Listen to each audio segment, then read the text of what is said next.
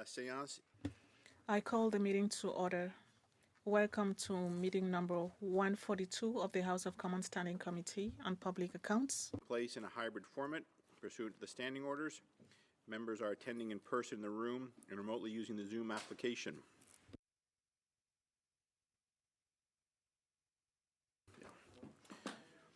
Before we begin, I'd like to ask all in-person participants to read the guidelines written on the updated cards on the table.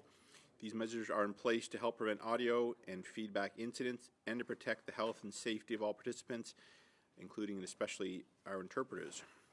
You'll also notice a QR code on the card which links to a short awareness video. A reminder to all in-person and online that for the safety of our interpreters, it is very important that your microphone is muted when you're not speaking. I know that can be a bit of a challenge when you're on Zoom, but when you finish your question, if you could please mute yourself, it would be greatly appreciated. Merci à tous pour votre coopération. Thanks to everyone for your cooperation. Conformément à l'article 108.3G du règlement, le Comité d'Europe. Pursuant to Standing Order 108.3, the committee is continuing its study on Report 6, Sustainable Development Technology Canada of the 2024 Reports 5 to 7 of the Auditor General of Canada. Development Technology Canada, Casey Doyle, Board Director. Ms. Doyle, thank you for joining us today. You have up to 5 minutes for an opening remark if you'd like, and if so, then we'll turn to the round of questions, and the floor is yours for 5 minutes, please. And you're on mute, Ms. Doyle, so please take it from the top.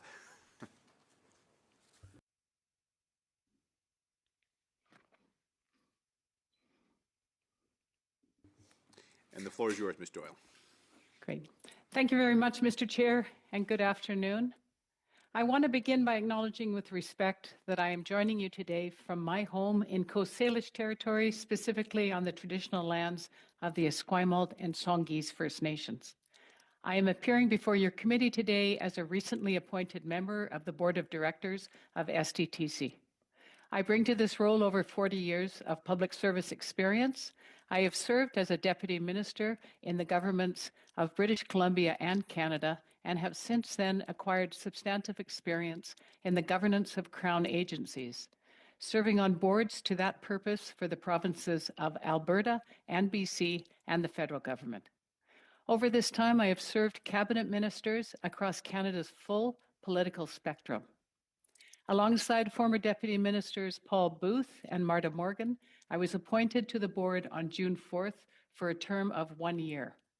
Our small board structure aligns with a specific mandate to implement the recommendations of the Auditor General report on SDTC, implement the Minister's direction to restart funding for Canadian clean technology companies, both those previously approved for funding along with new applicants, and to transition SDTC programming and staff to the National Research Council.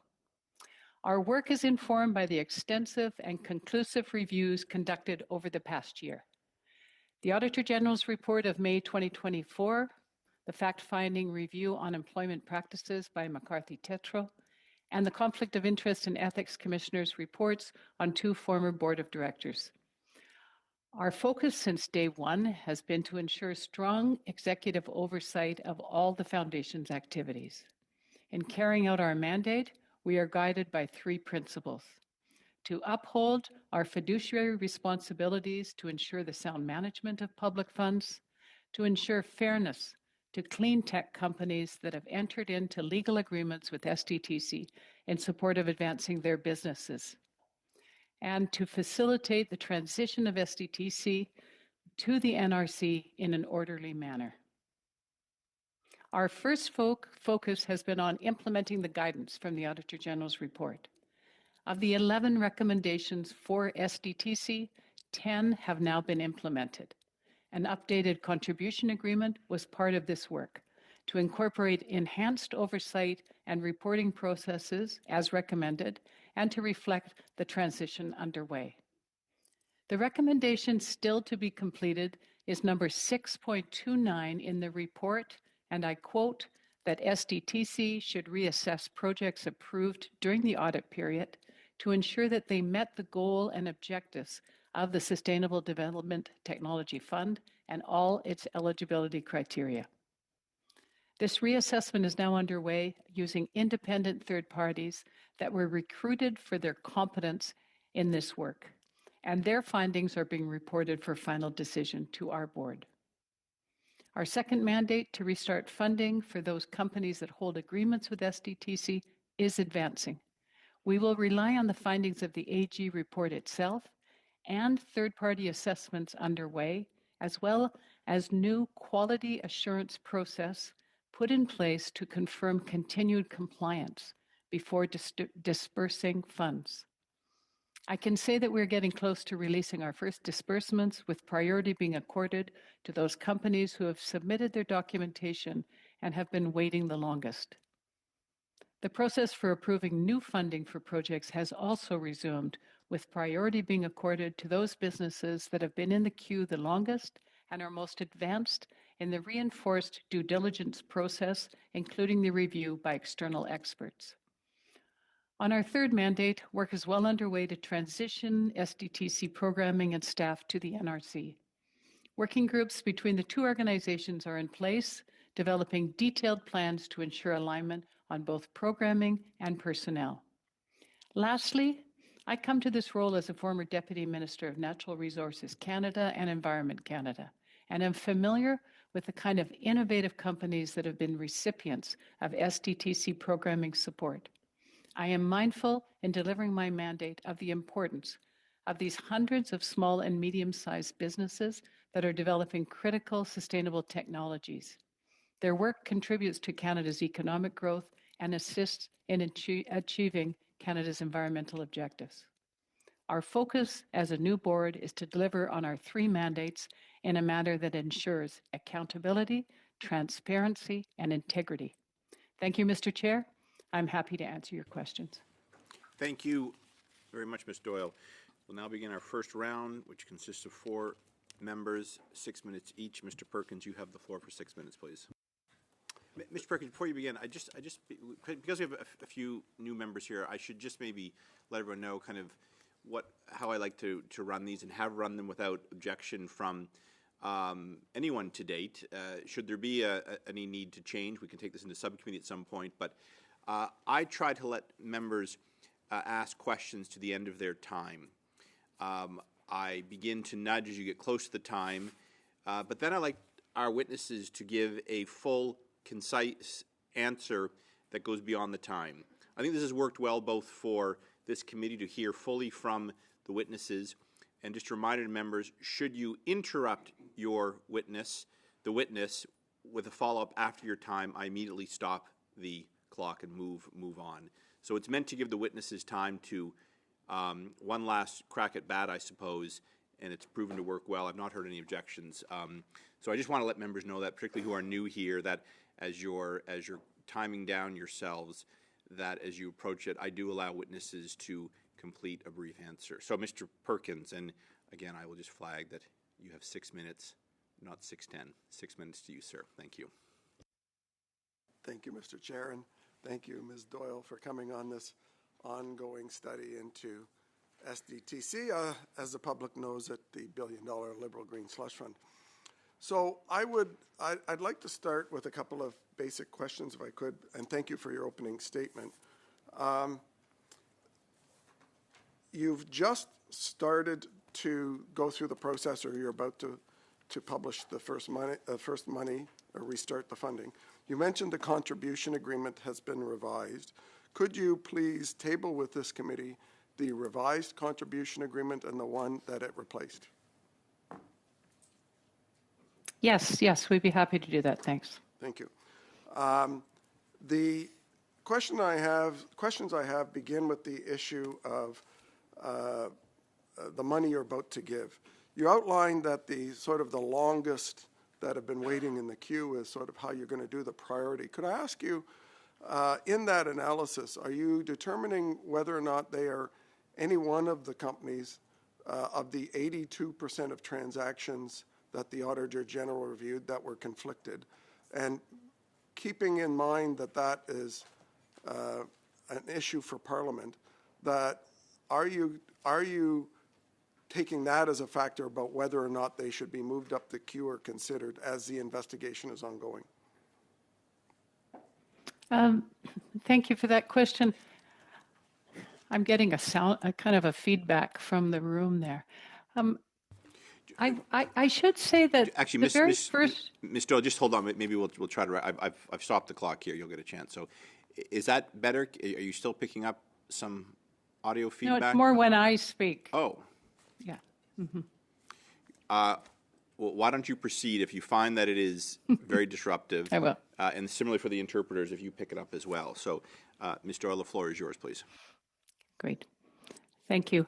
I wanted to respond by saying that our very first priority for disbursements to our recipients are those companies that were found to have no conflict of interest or eligibility issues by the Auditor General.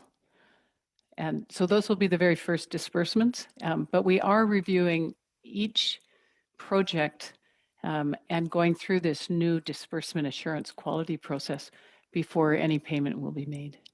Here, so out of that period, there were 226 transactions the Auditor General reviewed, but that period had over 400 transactions. Have you reviewed the other 400 transactions for the conflicts and also eliminated them from the application process at this stage?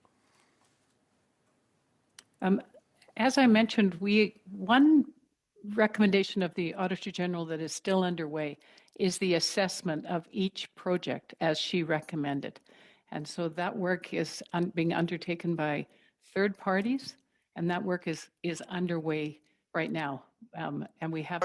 My question is related to the full period of time, because the Auditor General only did a sample of that period of 226 of over 400 transactions.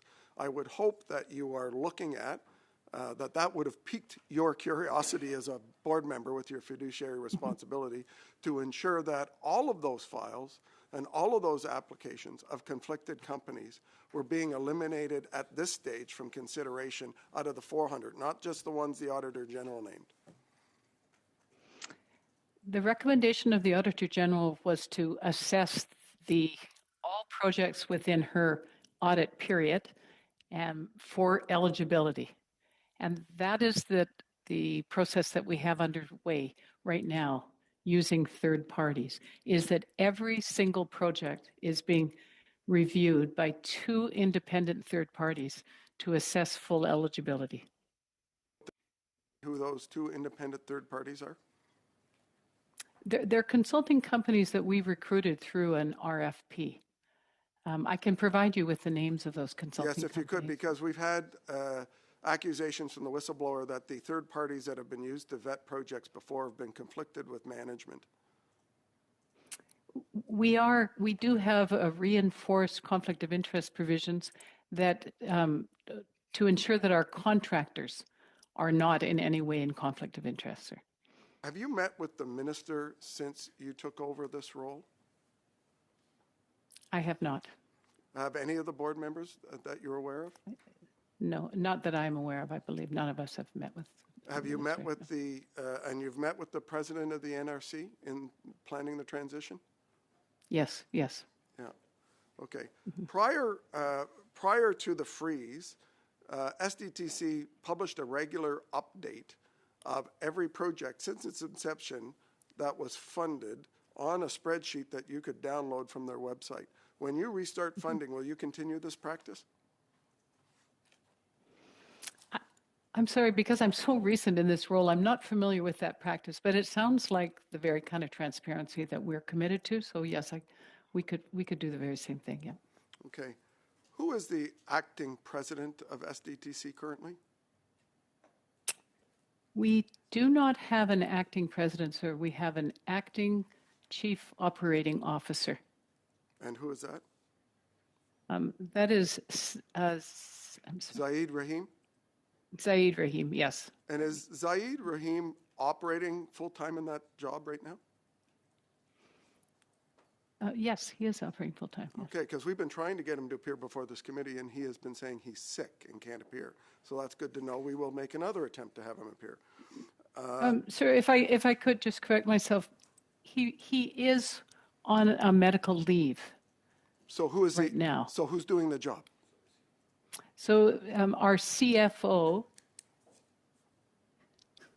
Cheryl, yeah, pardon me, I just have to get Cheryl's So your last name. CFO is the acting operating? Yes, And this is the acting COO. okay, who's acting then in Mr. Rahim's role of VP of Investments? I'm sorry, I don't have the list of staff in front of me. Brian Scott is the acting Okay, is the acting VP of Investments. I'll come back to that in another round. Thank you very much. Up next, Ms. Khalid, you have the floor, please, for 6 minutes. Thank you, Chair, and thank you, Ms. Doyle, for appearing before us today. Ms. Doyle, can I just ask, just as a start, how long have you been in this role? It's just over 4 months. We were appointed on June 4th, 2024. And when did you first apply for this role? I actually did not apply. I was contacted by an executive of ISED to ask if I'd have my name stand to be appointed to this board. And why did you accept this position? I accepted the position because I'm very familiar with SDTC in my former roles, and I believe in its mission. And I also felt that I could make a contribution. And I realize that you've had quite an extensive resume, but do you want to walk through what your qualifications are that makes you qualified for taking on this very significant role? Yeah, thanks. As I mentioned, I've served as a Deputy Minister of Environment with the Government of British Columbia. I worked as the Associate Deputy Minister with Environment Canada and the Deputy Minister of Natural Resources Canada. I also served as Canada's Consul General in the Silicon Valley, where I worked with, technology companies, Canadian technology companies. Since leaving the public service, I have served on a number of Crown boards with the Alberta Energy Regulator, with BC Housing in British Columbia, Canada Energy Regulator. So I've had a fair amount of governance experience in Crowns, as well as volunteer organizations, actually. And specifically, do you want to talk about any of that governance experience that you've had? Because I know that is quite integral to the role that you're going to play here. Yes, I worked I was appointed to chair the Canada Energy Regulator and was in that role for 5 years prior to coming here. So my governance experience, and when I was a deputy minister, I worked with a number of crowns, including STTC, in fact, on governance and the work between the government and crown agencies.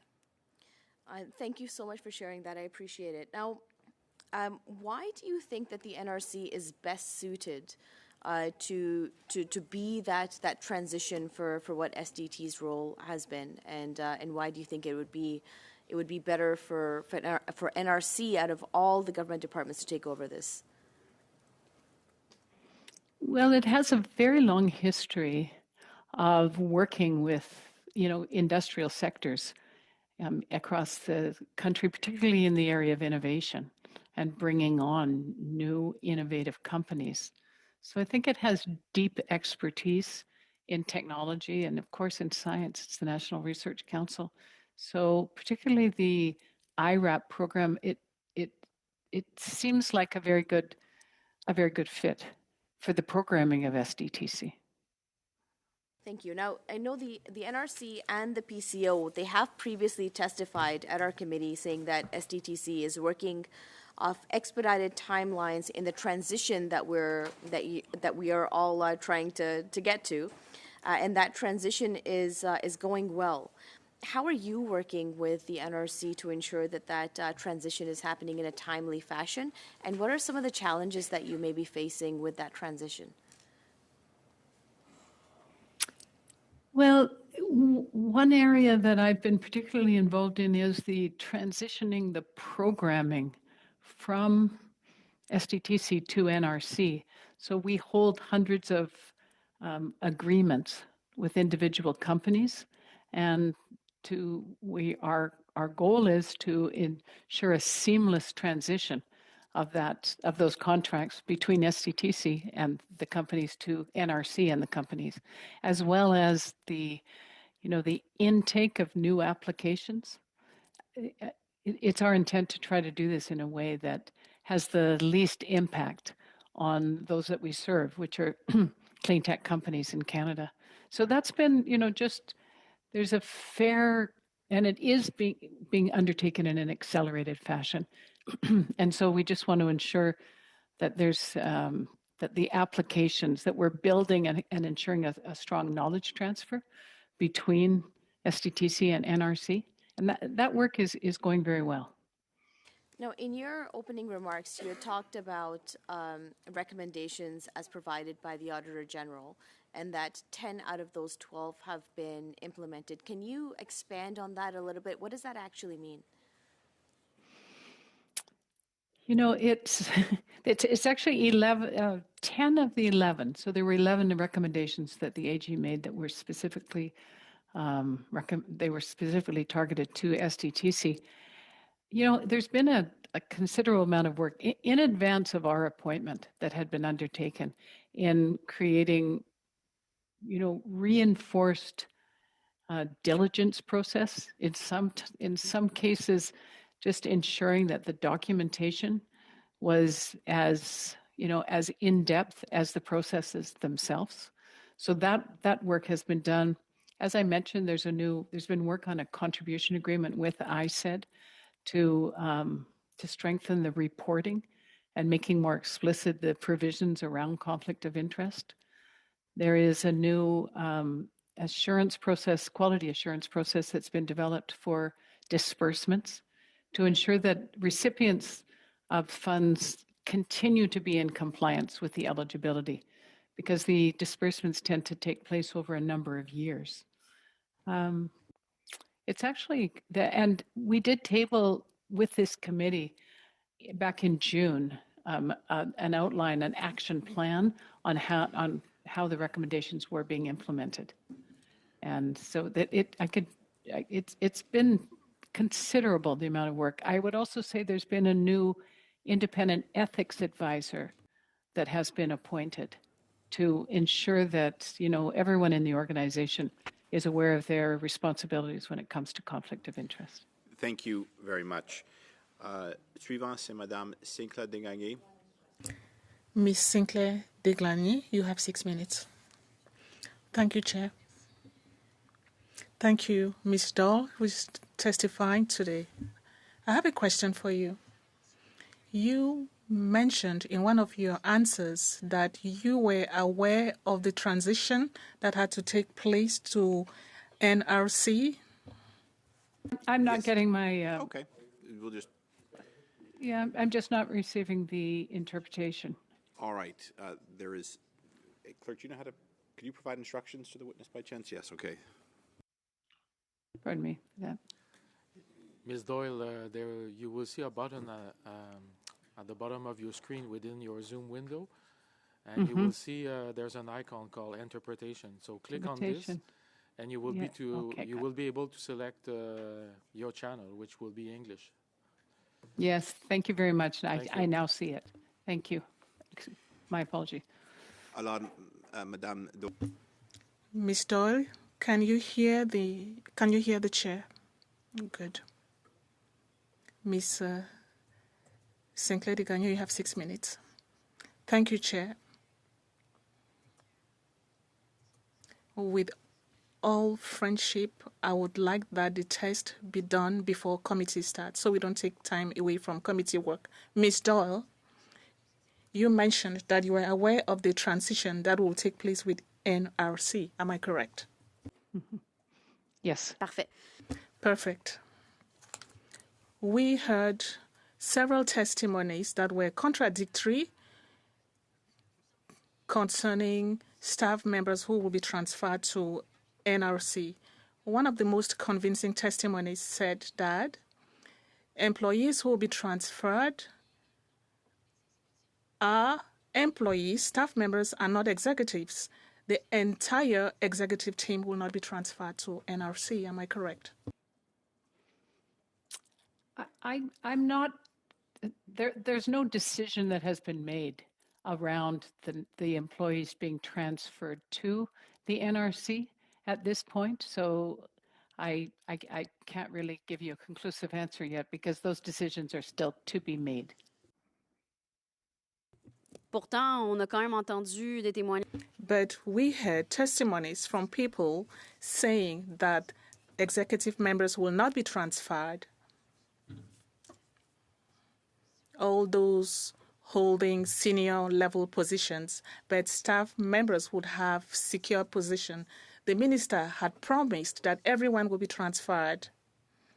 And then the deputy minister and the witness who came to this committee, the witnesses, said that everyone except the executive will be transferred. But now you're saying no decision has been made. That is strange.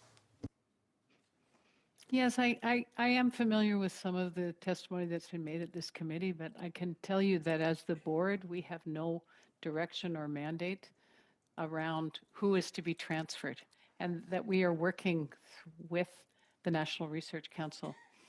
But the decision on transferring personnel, the final decision is yet to be made. D'accord. Quand est-ce qu'elle va être prise?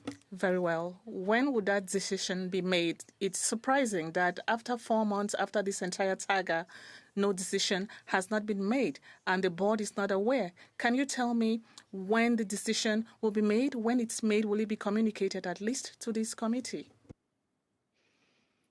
Yes, and I can certainly provide to the committee like a timeline on that when we are moving in an accelerated fashion. But we haven't got down to the point of actually determining exactly, which personnel will be transferred to NRC, but it's our intent to transfer as many as possible. Parce que ce transfert-là. That transfer should take place by the end of this year. This is October. We were told that the transfer had to take place this year, and we still do not know who is going to be transferred. So some staff members who will not be transferred will not be warned. This is very vague, or is it that you don't have the answer? And this is a pity for someone who is a board member. Yes, we will provide to the committee that information. And we are, I can assure you that we are very advanced in our workings with the NRC and ensuring alignment between the two organizations. There is no deadline by the end of this calendar year. Our aim is to have this done within our appointment of 1 year. Bon, je vais passer à un autre sujet.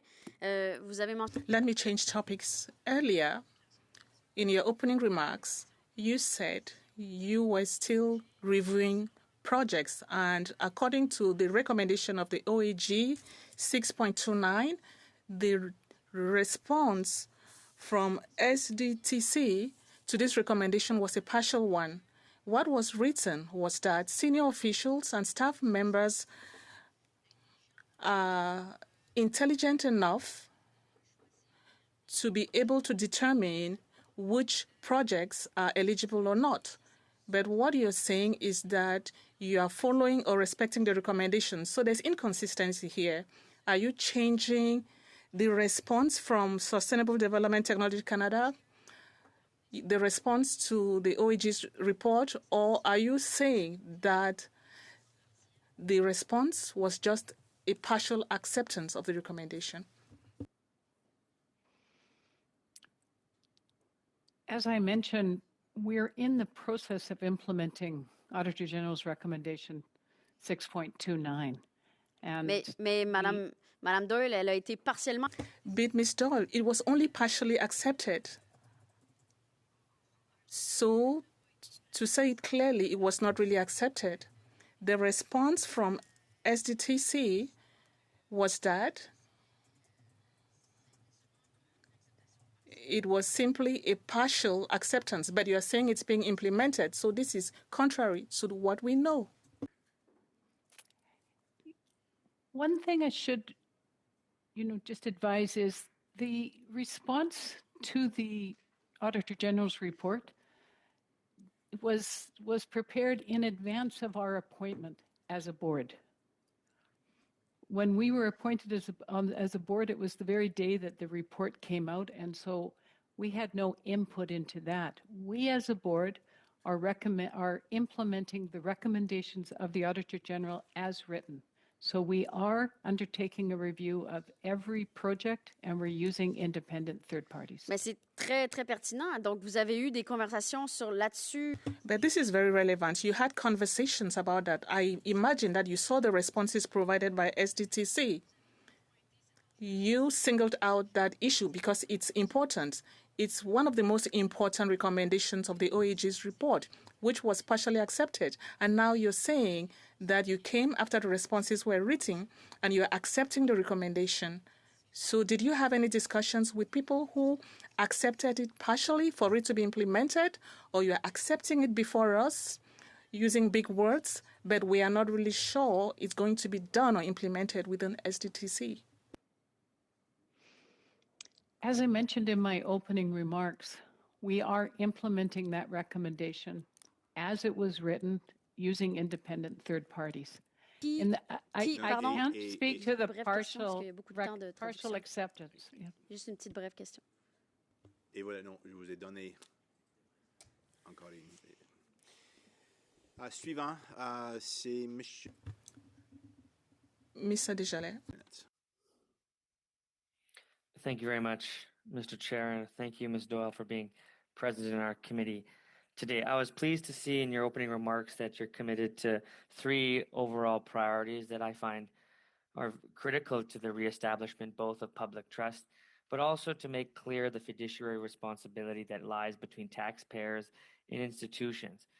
The Auditor General in her release of this audit quoted, and I quote in her news release, quote, like all organizations funded by Canadian taxpayers, Sustainable Development Technology Canada has a responsibility to conduct its business in a manner that is transparent, accountable, and compliant with legislation, said Ms. Hogan, continuing, quote, our findings show that when this doesn't happen, it's not always clear that funding decisions made on behalf of Canadian taxpayers were appropriate or justified.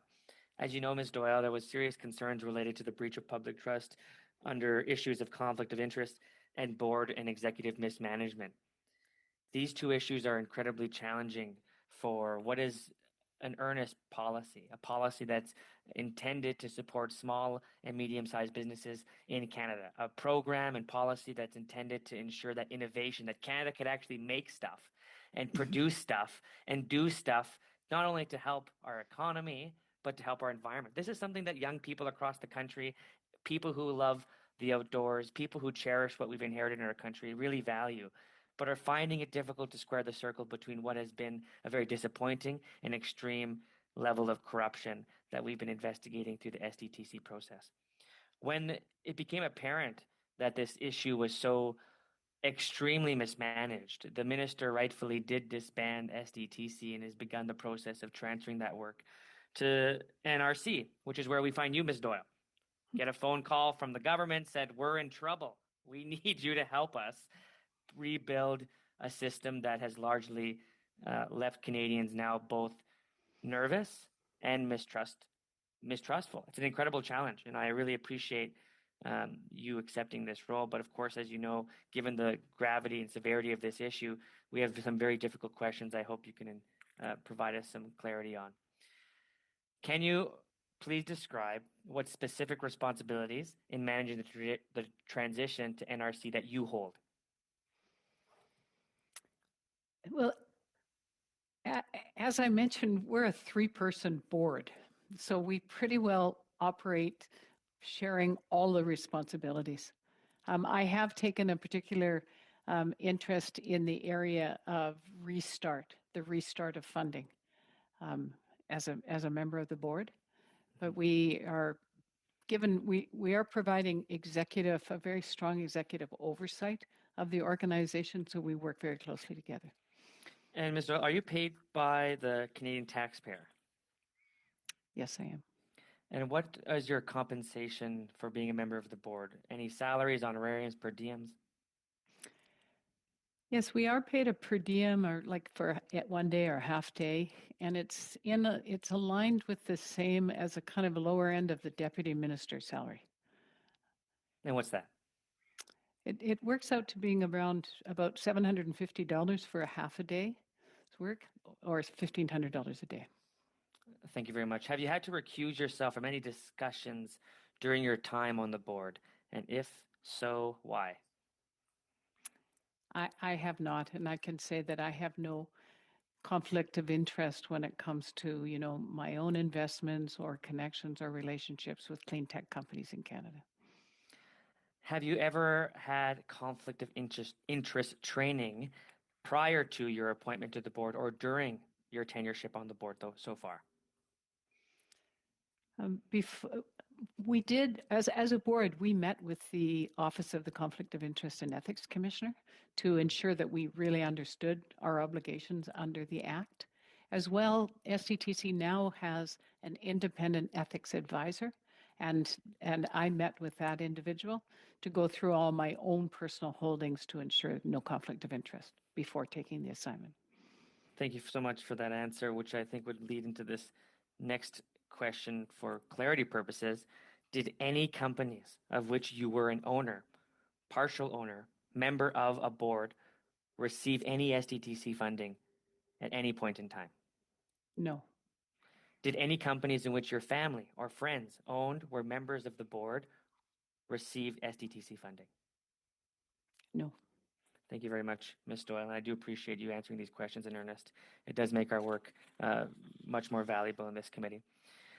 Speaking to now a point that you raised, which I was happy to hear, which was your focus on recommendation of the Auditor General 6.29, which largely deals with recovery. This is something that we're aligned with, actually, Ms. Doyle. Something that I'm very passionate about is trying to ensure that any instance where there was a conflict of interest or potential mismanagement at the board level that would have resulted in any funding agreement with potentially ineligible projects should be recovered. The Canadian taxpayer should get that money back for any illegitimate projects that were deemed acceptable at that time. There was an organization that we had brought in at one point that was members of the Project Review Committee, which I'm sure you're familiar with, is a function of SDDC that helped to review some of this information.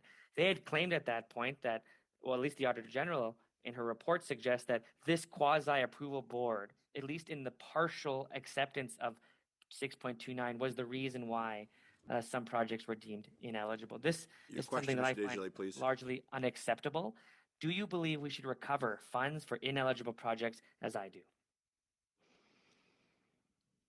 I believe that where we find any evidence of wrongdoing, and we will, as a board, take action to recover those funds. Thank you very much, Mr. Beginning the second round, Mr. Cooper, you have the floor for 5 minutes, please.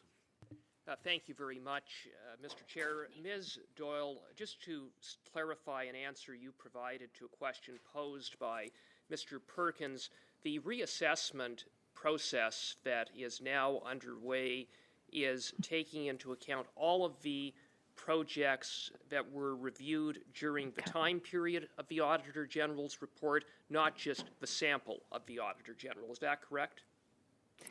That is correct. Okay, thank you for that clarification.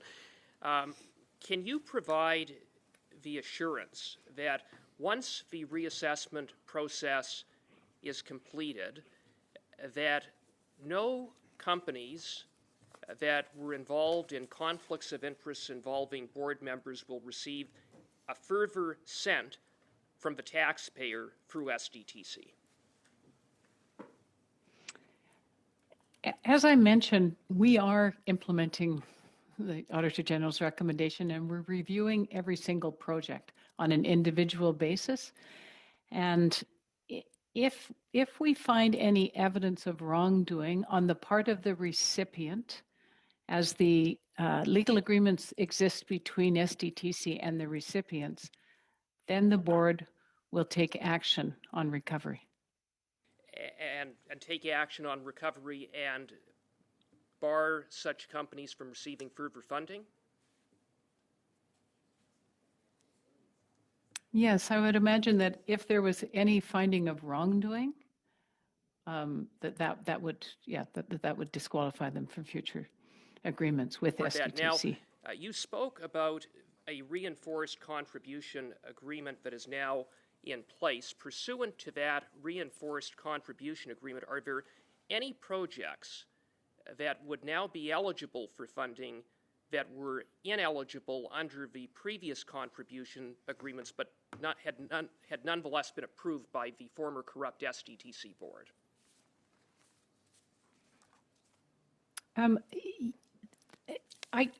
That might be the case.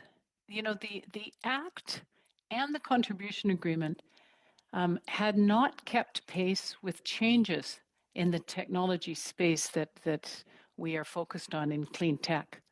So there is a possibility with the new contribution agreement that, it was recommended by the Auditor General that we clarify language around eligibility. That I would say is a possibility. I apologize to interrupt you, Ms. Doyle, and I thank you for that, but I raise it because when the whistleblower appeared before this committee 2 weeks ago, he said that it was more than a possibility. He said that with respect to the reinforced contribution agreement, that it, quote, goes back and retroactively allows for the majority of those ineligible projects to be considered eligible, a majority of ineligible projects. That seems to me to be concerning. It seems to me to be concerning that we have $58 million of money that improperly went out the door, according to the Auditor General, and instead of cleaning up the corruption and mismanagement at SDTC, what is now in fact happening pursuant to the so-called reinforced contribution agreement is that the minister and ISED and the board at SDTC are changing the rules retroactively to invalidate mismanagement and corruption.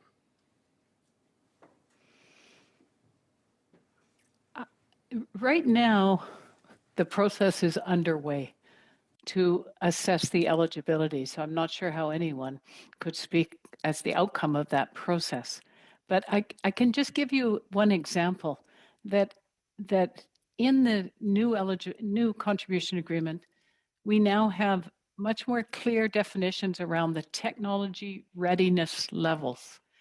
They hadn't been as clearly defined in the former contribution agreement, and that had posed a challenge around the Auditor General's review of what readiness level was a particular project when it came to being to its eligibility. So in some cases, the language is now much clearer with clearer definitions of what we mean by the TRLs, as they refer to, technology readiness levels. Thank you. I'll move on to our next member. Ms. Yip, you have the floor for 5 minutes, please. Thank you. Thank you for coming on board. Ms. Doyle, how is SDTC implementing the Auditor General's recommendations?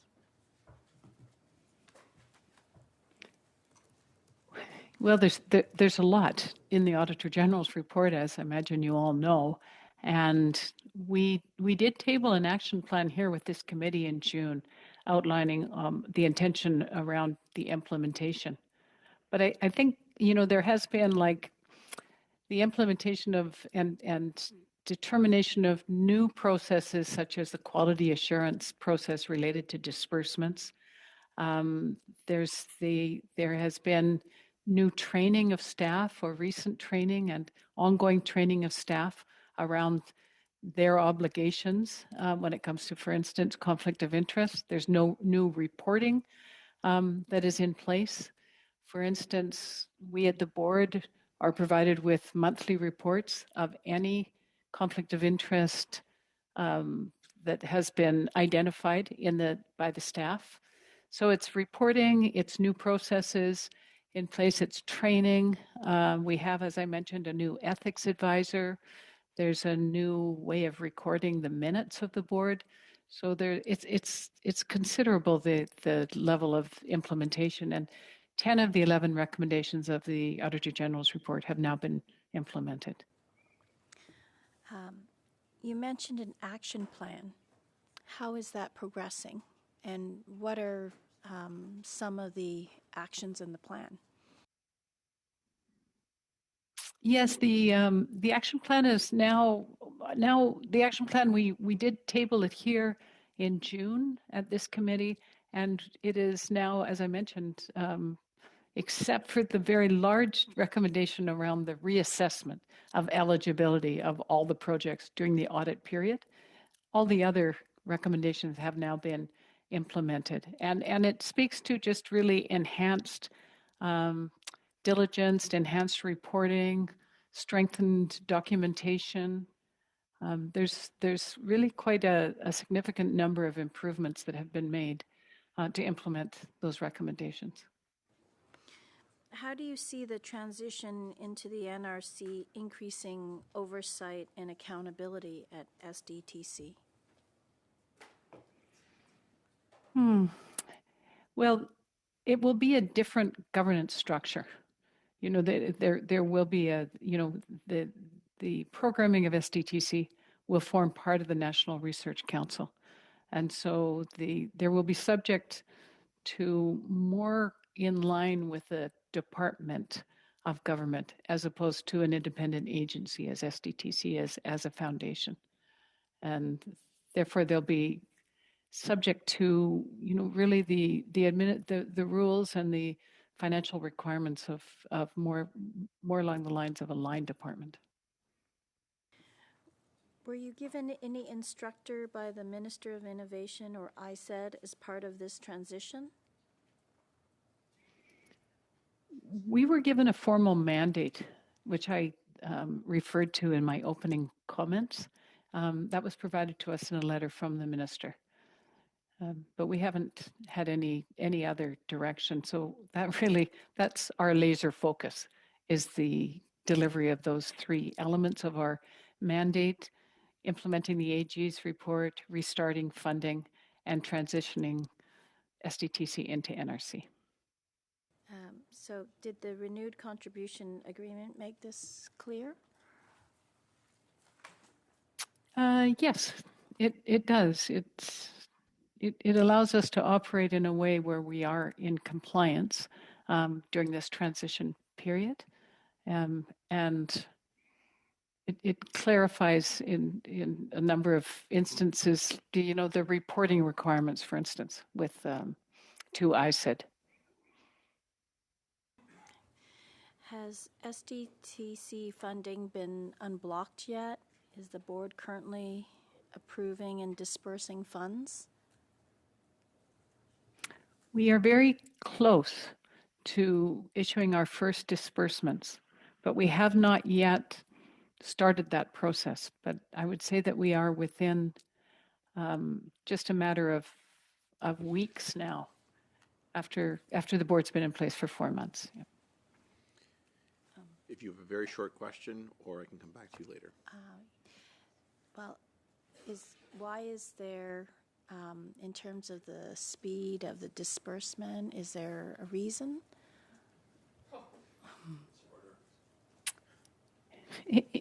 Again, it was important for us to, as a new board, to ensure that we had all of the, the quality assurance processes in place, and there was a number of steps that we needed to go through, like in terms of our own due diligence before restarting funds.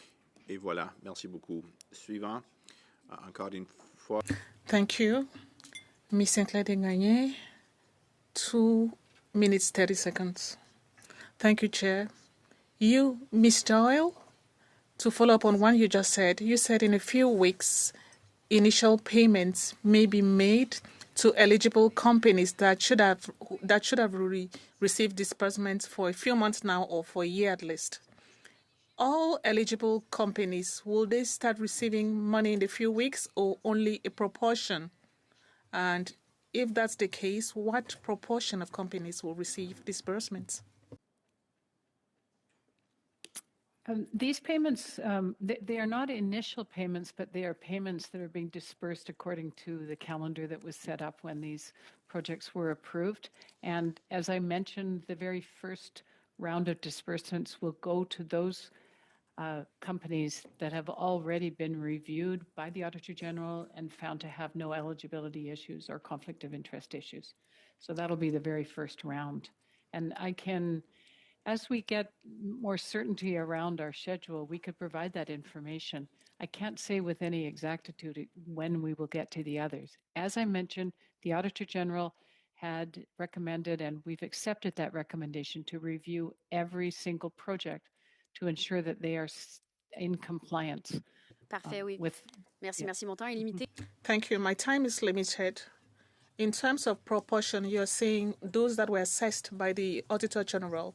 So the consulting agencies that have been reviewing the projects, what are they doing exactly? Because these consulting firms normally should progress. We were told that work was underway already in the spring. The consulting firms have been there for a while. Could you please send us the timetable that is systematically submitted with every response to the call for tenders? For example, if somebody responded to the call for proposals and was accepted, and then you request, could you send us the timetable for those assessments? yes, I could take that question under advisement and provide more information. But can I just add that we did not start this process until the completion of the Auditor General's report. So it was only as the new board that we turned our mind to implementing this recommendation. Then we went through the RFP. We selected independent consulting companies that are now reviewing against the eligibility as recommended under, I think it's recommendation 6.29. So it is that process that is underway now. And it's each project is going back to the original documentation that the project submitted and looking at every element of eligibility for the SDTC fund. Merci beaucoup. Une petite question, Madame Sinclair? Thank you. Do you have a small question, or will you wait for the next turn? Okay, thank you. Mr. Desjardins, Mr. Deleger. please. Thank you very much, Mr. Chair. Ms. Doyle, the minister's quoted, or I'd like to quote the minister at the very least, says, quote, "For their part, SDTC employees will be offered employment with the NRC. Employees at SDTC have gone through a difficult and challenging period. Their dedication and hard work will ensure the continued success of our clean tech startups." That was from the minister in relation to some serious concerns about job security for some of the country's best professionals in this space. As you know, the professional services and technological sector is a difficult sector to second talent for. We've heard that in this committee before from multiple audits, that we're seeing a lot of companies really suffering from an inability to recruit properly. This is something that I think is quite serious, because if we don't have these professionals within the public service, it leaves it to groups like GC Strategies that we had to deal with in the past, and I'm sure you're aware of, and the tremendous bleeding of public funds to these random private tiny firms that can manipulate the public system in order to get more funding. My preference, which I think is the preference of many Canadians, is to have good public servants that know how to do the job and aren't skimming off the top. That is what we need in order to make our country's public sector work more valuable, but also to deliver more value for dollar for taxpayers. That being said, since you took this role, have you spoken to the minister or the deputy minister in regards to his commitment to see employees at SDTC transfer to NRC? I have not spoken to the minister since taking this appointment. We have been in touch and spoken to representatives of ISED, the executive of ISED. And I agree with you, and the board agrees with you, that we want to retain the deep expertise that's been developed within SDTC around sustainable technologies. So that's something that we are committed to. Have they been offered jobs? The job offers have not yet come. We've had a number of, we had to start with the information exchange because, as you could imagine, the classifications and job titles, et cetera, are very different between SDTC and NRC. So that work has been ongoing, and we have a very good team we're working with at the NRC. And so I don't have a date of when the job offers will be made, but everything is kind of working towards that as an objective. Yeah. Thank you, Mr. Desjardins. You're right at the end. I'll add a little bit of time to your next round. Turning now to Mr. Brock, you have the floor for 5 minutes, please. Thank you, Chair, and good afternoon, Ms. Doyle. Thank you for your attendance. Minister Champagne on June the 4th, 2024, issued a press release, and I'm going to quote from that release. He said, effective immediately, SDTC will also resume funding under a reinforced contribution agreement with ISED for eligible projects in a sector vital to our country's economy and clean growth transition. In line with the Auditor General's findings, my department will enhance oversight and monitoring of funding during the transition period. Now, did I hear you correctly in stating that since your appointment in and around June of this year, you have not funded any projects as of date?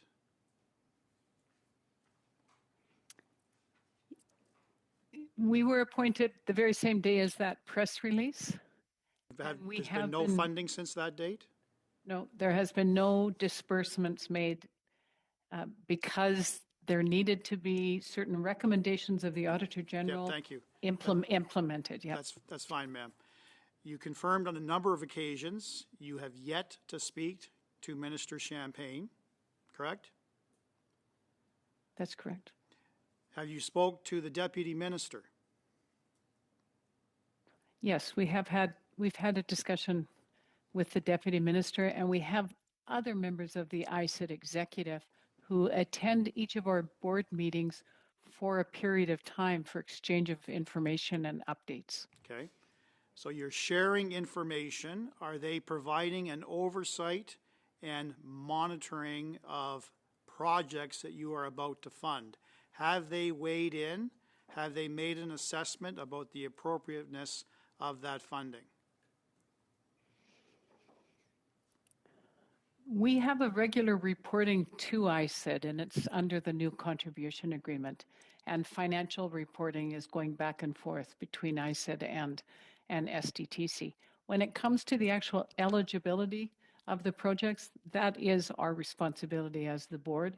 And so we've put this process in place, which I've referred to a number of times. Who are you talking to at ISED besides the Deputy Minister? We are speaking with the Assistant Deputy Minister and members of his team, I believe. Yes. Supply this committee with all those names? Yes, we could. You mentioned you're reporting to ISED.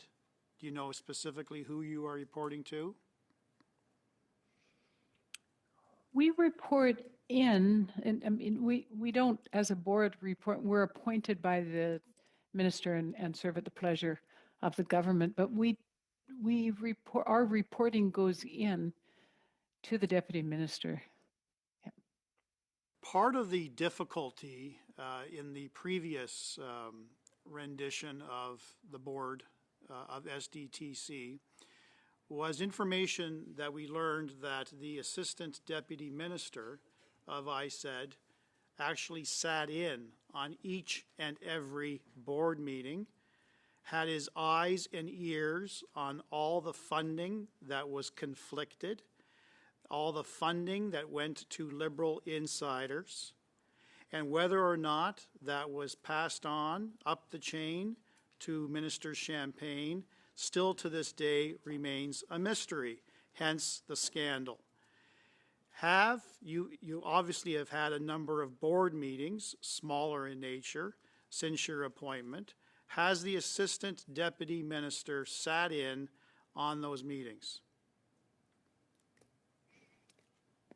The new contribution agreement specifies exactly the nature of the connection between the board and ISID. A member of an assistant deputy minister or his or her representative attends one portion of the board for the strict purpose of exchange of updates and then leaves the board. So they are not present during any of our board business. How on earth does that enhance oversight when that particular assistant deputy minister merely receives an update and is not privy to ensuring that all the actions and all the decisions you are making are in accordance with the updated contribution agreement? That was the whole purpose behind the old contribution agreement, that there would be some degree of oversight. Thank you, Mr. Brock. Am I hearing there's no oversight? Mr. Doyle, you have the floor, please. Yeah. The oversight is very well documented now in the new contribution agreement, and it is through a series of reporting. But as an independent agency, as specified under the Act, that the oversight is not done by having a member of the ISED as sitting in on the board, but rather through the regular reporting, both financial and program reporting, to the department. Thank you very much. Suivant, c'est M. Drouin pour 5 minutes, s'il vous plaît. Merci beaucoup. Thank you very much. Well, for appearing before this committee.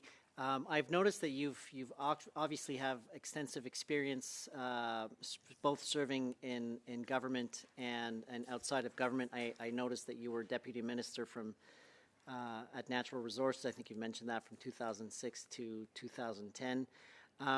Just with regards to the contribution agreement and just in general, with your experience serving in government, when we talk about oversight, ISED's interest is whether or not the board is respecting the contribution agreement that you have signed, but not necessarily getting involved in the minutiae and day-to-day operations. Is that correct? Yes, I'd say that's correct. Okay, because I was just I was worried because I do have lots of organizations back home who have signed various different contribution agreements with various departments, and they would be quite concerned if the minister or political staff or the deputy minister was involved in their day-to-day operations. Obviously, there are reporting mechanisms. It doesn't mean that there is no oversight. It just means that the contribution agreement that you have signed with the said department, whether or not you are respecting that legal entente, if I can say that, with that said department, correct?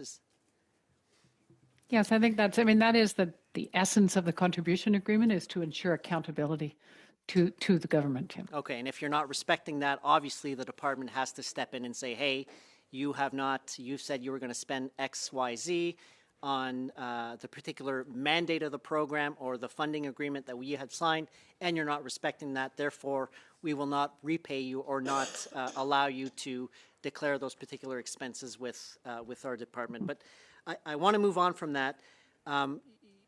Your mandate, the board's mandate, you said you're 3 board members. You have, what's the mandate of the board actually? Like 3, I know you've mentioned that you're currently looking at, through a third party, looking at current contribution agreements with those companies that were funded, but what else did you have to do within the mandate of that particular, the new board? The new board, the minister gave us a very defined mandate. It's 3 and an appointment of 1 year, which is unusual in its brevity.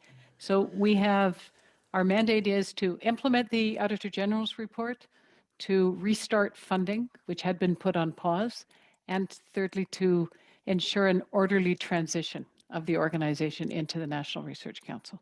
Okay. That's our mandate. Okay, and obviously there's been some concerns with conflict of interest, and I want to dive into that. The new contribution agreement that you've signed with ISED, how does it differ from the previous one with regards to conflict of interest? Because I know we talk about real, perceived, or potential conflicts of interest, and how are you as a board managing that? Well, has been a fair amount of work and a new conflict of interest code within SDTC. We as a board receive monthly reports of any declaration of conflict of interest.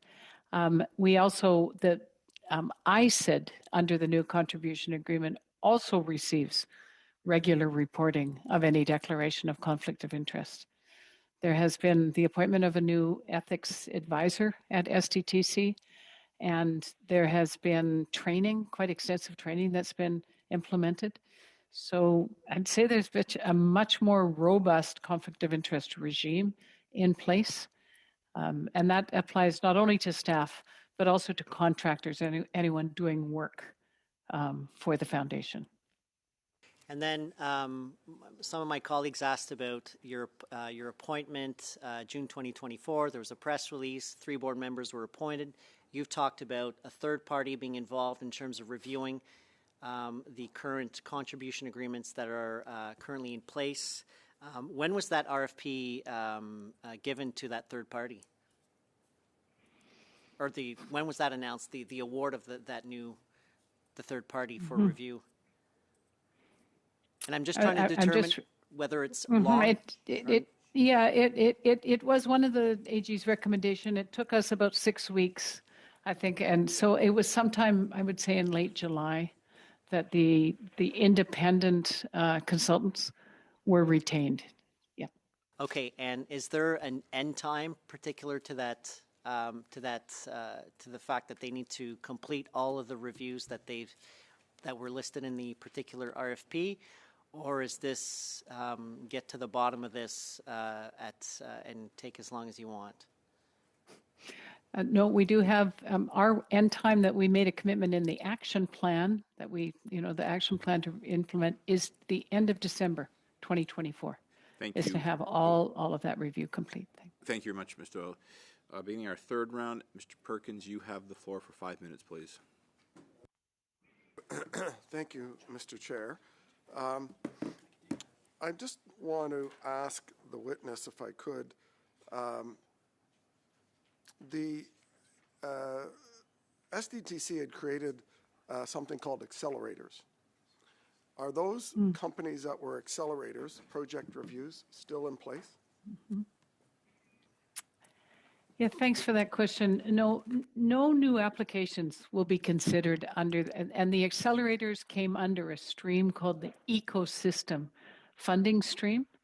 And so one decision the board has taken is to cease funding of the accelerators or under the ecosystem and to not accept any further applications. So I'm going to go through a scenario, and I appreciate hearing that, to make sure that you're eliminating this from the whole process. Because former chair of SDTC, Annette Vicharin, came to that stream for the Vicharin Center, seeking a total of $6.8 million for the Vicharin Center, which was one of those accelerators, which she established at Cape Breton University. That got to the investment committee, which your now acting chief operating officer was involved in, and we have emails from him in his role as VP of Investments, which said, obviously that the conflict was even too much for that group to accept, and it was rejected, but committed an email that SDT staff would help find the Vicharin Center money elsewhere. So the result of that is that on June 9th, 2022, ACOA granted $2 million to the Vicharin Center, and I said another $2.5 million. And then in September of 2023, while ICED was investigating SDTC, their regional development agency, ACOA, gave yet another $1 million. And then on September 19th, 2023, the industry department gave them another $3.1 million. So that's a total of almost $9 million of taxpayer money that went, that the whistleblower said staff were involved in trying to find funding for that center elsewhere. And they confirmed that that was a common practice, that staff were tasked with finding other money for these sometimes rejected and sometimes accepted projects in other government departments. have you stopped the practice of staff being the government relations and slush fund management of the Government of Canada for either rejected or accepted projects on that? It is not SDTC's role to act as the in-house application process for other government departments, is it? As I've mentioned, Mr. Chair, we have a very particular mandate, and that mandate is to, as I said, go through those three things. But we have, as I mentioned, the ecosystem funding stream has been discontinued, and so have you curtailed the process of staff acting on behalf of companies that apply to find money in other government departments? And you were a deputy minister in other government departments. So have you stopped that? That seems to me not to be the mandate that Parliament gave the foundation. I'm not familiar with any practice like that being undertaken. Well, it means it hasn't stopped then. I'll move to my next thing. The order of the House of Commons was that unredacted documents during that audit period be turned over to the law clerk of the House of Commons. And SDTC, as I understand it, has not fully complied with that. In fact, put in redacted documents. And the Speaker ruled a point of privilege against the House, which we're debating as we speak in the House. Are you, as a board member, ensuring that you comply with the order of the House of Commons to put unredacted documents into the law clerk?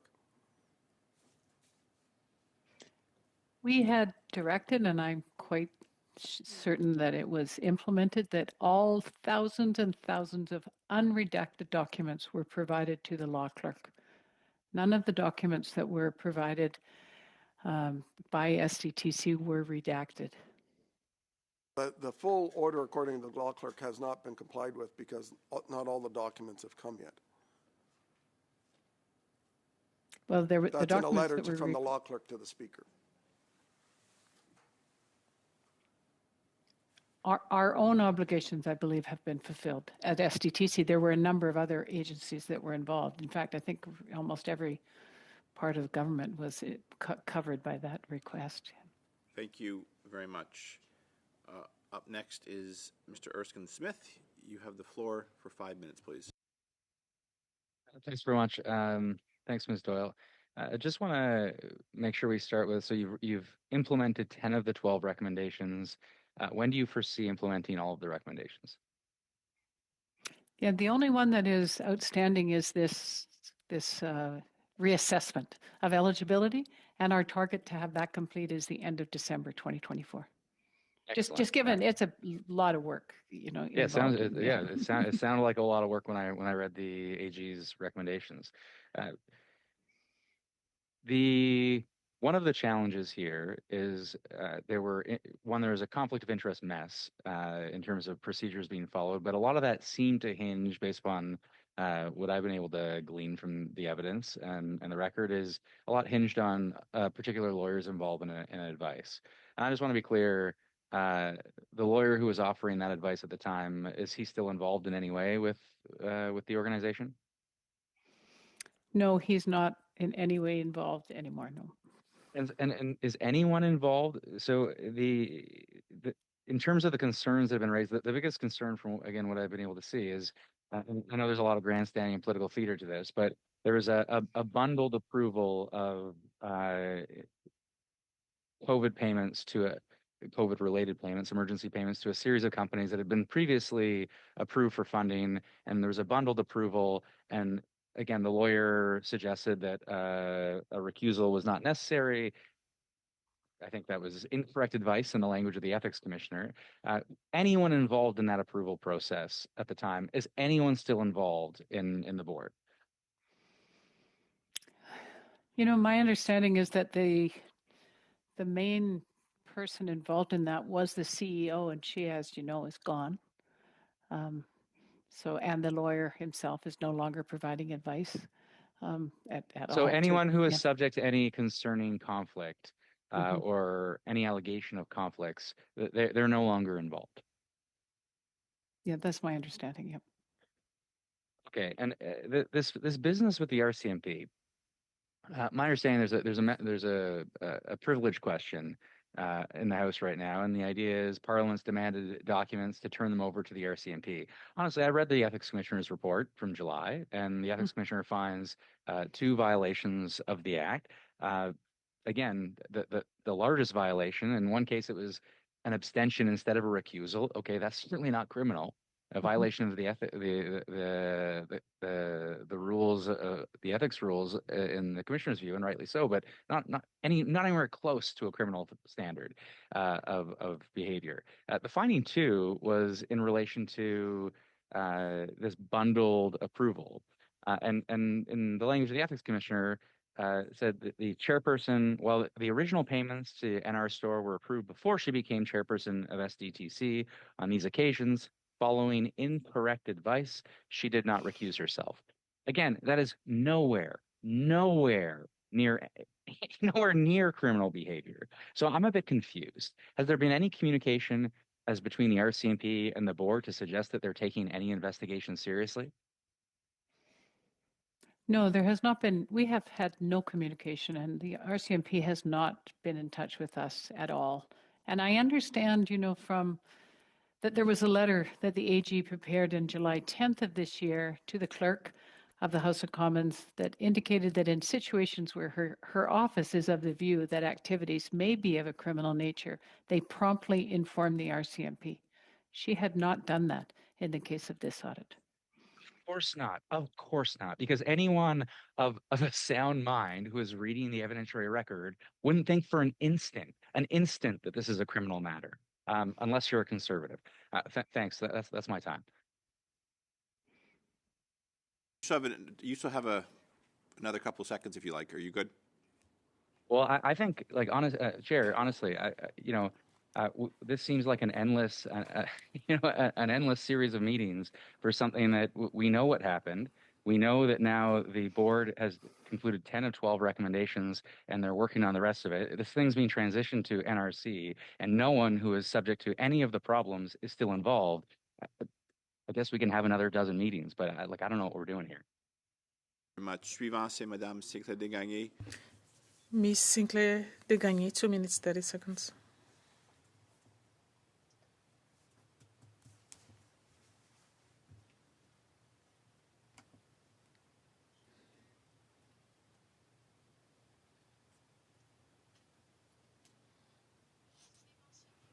You stated that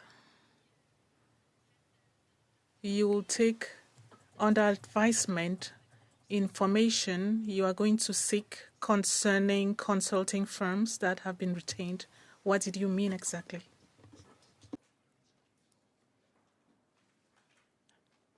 I'm sorry, could you repeat that question? I just didn't get it with the... I asked you a question about the consulting firms that were retained. You told my colleagues that some firms had been retained. At the end of June, I asked that you give us the timeline that was in the call for proposals in response to the call for tenders, and you said you take it under advisement. What do you mean by that? Are you going to give us those documents, yes or no? Yes, we'd be happy to provide you with the information around the specifics of the RFP, the date that it was issued, when it closed. Non, c'est pas ce que j'ai demandé. Yeah. J'ai demandé la réponse des... No, that is not I asked. I was talking about the responses from the consulting firms, the responses to the RFP.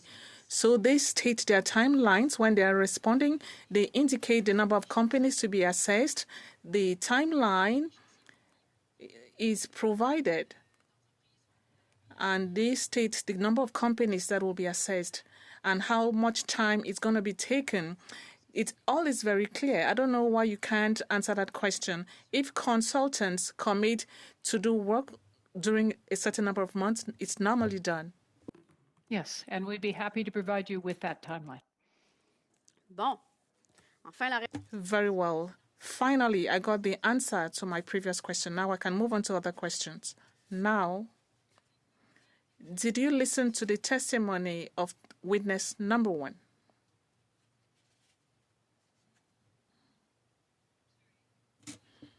I'm sorry. Donc, la réponse est non. Le témoin numéro 1 et le témoin... So the answer is no. Witness number one was the whistleblower. The whistleblower. He was witness number one. I had some summary of that witness's testimony before your committee, yes. Est-ce que vous en avez pensé quelque chose? What do you think about it? I was not appointed to reflect on or to second guess what happened in the past. We have a very distinct mandate, and so I don't have any comments on what a whistleblower said about something that happened many, many months ago at SDTC. Ben, donc vous n'avez pas écouté. So you did not listen to the testimony, so the notes provided, and therefore not very pertinent. He talked about what happened in the past, what is still happening now. And there's something that is really lacking in this. Apologies for this whistleblower. These people are very brave and they are ready to report on any dangerous activities that will be harmful to the tax payers, and the bloc has submitted a bill for their protection.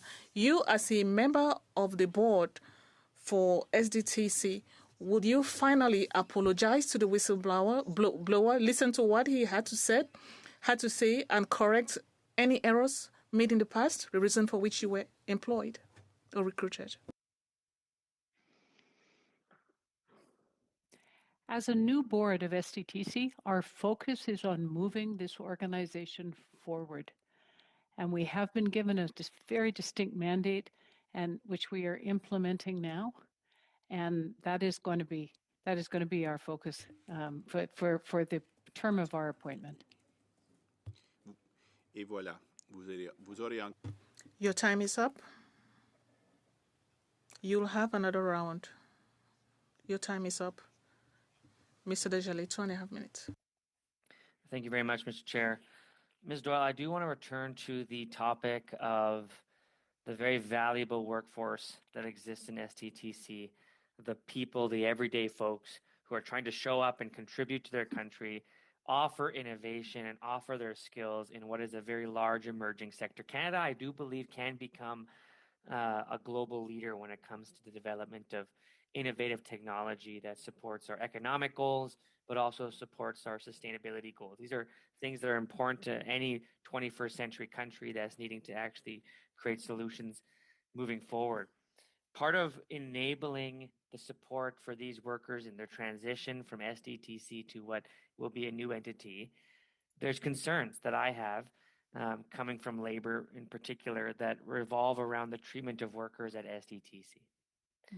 You're aware, Ms. Doyle, likely of a report internal to the government related, or by the name McCarthy Tetro, an internal investigation by a third party to investigate the claims by workers and the conditions of workers within SDTC.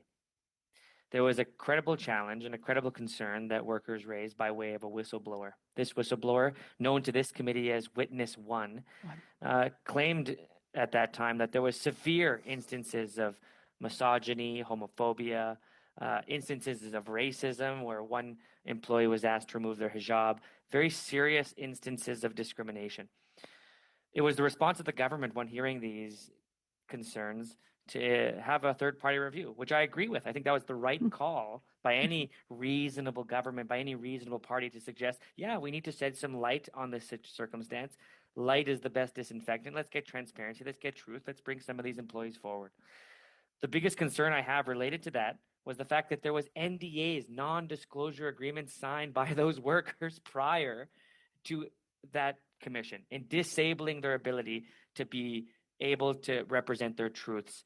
Will the new and the new creation that comes out of SDTC respect workers? Will it respect their right to unionize? Will it respect if they choose to be represented by the Public Service Alliance of Canada? And will those workers have real protections moving forward? Yeah, thanks for that question. And you do refer to the McCarthy Tetro report, which is like one of the foundational pieces that we as a board have used in moving forward. When the personnel of STTC transition into the NRC. As you know, that is a unionized workplace as part of the more core public service of Canada. So that is part of what the work that's going on now is just how to integrate all the individuals in SDTC into that workplace. But they certainly will enjoy the same benefits as anyone in the public service unions. Thank you very much. You'll have one last opportunity, Mr. Desjardins, as well. Turning now to Mr. Cooper, you have the floor for 5 minutes, please. Thank you, Mr. Chair. Ms. Doyle, I take it from your testimony that not 1 cent of money that improperly went out the door at the Green Slush Fund has been recovered in the 4 months that the interim board has been in place. Is that correct? We have a process in place to review every single project on an individual basis. I understand you have a process in place. You've explained that. And my question is just to confirm that at present not 1 cent has actually been recovered. Now, there's a process underway now. Thank you. So not 1 cent has been recovered. Thank you for that. And the process that I presume you're alluding to are the consulting firms that are undertaking reassessments. Is that the process? Yes, that's the process as recommended by the Auditor General. And I want to just be clear in understanding what is being done through these independent consulting firms and the review that is taking place as to who's eligible and who won't be eligible. You noted more than once that the projects that will be down on the list and will be flagged and where there is wrongdoing will not be eligible are those where the Auditor General identified, for instance, conflicts of interest. Is that correct? Well, the process underway is reassessing every project around its eligibility. Maybe just to help you answer, the Auditor General identified, went through 226 of 420 projects. Of the 226 projects reviewed by the Auditor General identified 186 conflicts of interest. Based upon the sample that the Auditor General took, in which the Auditor General found 82% of projects involved conflicts of interest, when you look at the balance of the projects, there could be somewhere in the neighborhood of anywhere from 180 to 200 additional conflicts of interest that involved former Green Slush Fund board members. That's a lot of conflicts. That's a lot of wrongdoing to examine. And I just am wondering exactly what is being done and what assurance can you provide that those conflicts, that wrongdoing, is being captured? Because count me skeptical if you're telling me that some third-party consultants are coming in and are doing that work in a sufficient way.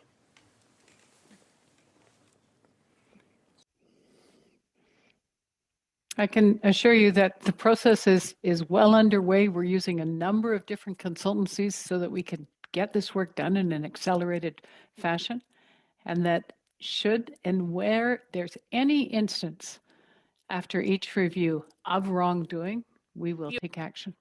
Of one instance, and that is the $220,000 that was improperly funneled into Annette Verscharen's company. She moved 2 motions to funnel $220,000 into a company in which she was the CEO, sole shareholder, and sole director, or majority shareholder, sole director. She has been found guilty of violating multiple sections of the Conflict of Interest Act. So there is a black and white case of wrongdoing that has been identified by the Auditor General. Has your process been initiated to recover those funds now that the Ethics Commissioner has issued a report? That is one of the projects that is under review now.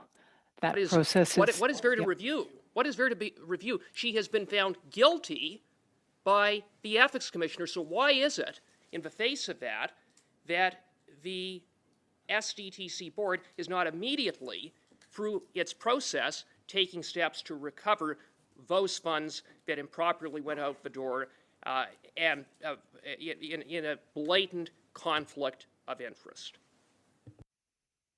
Yes, and I understand that she was also the subject of a conflict of interest in ethics commissioner's report.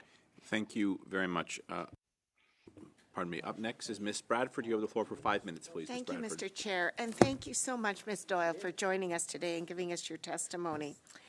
So just for clarification purposes, can you tell us how many different third-party...